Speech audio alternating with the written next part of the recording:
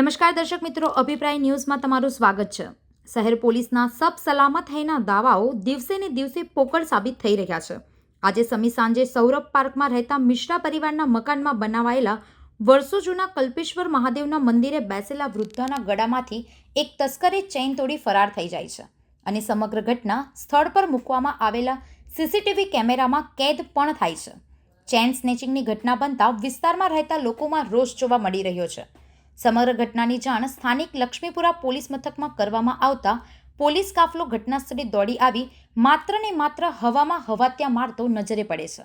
સૌરભ સોસાયટીના રહીશો બધા ચિંતિત છે, કેમ કે અત્યારે જે ઘટના બની છે થોડી બિહાવણી કહી શકાય કે ભાઈ આવી રીતે બહાર બેઠા હતા અને ચેન સ્કેચિંગ થઈ ગયું છે।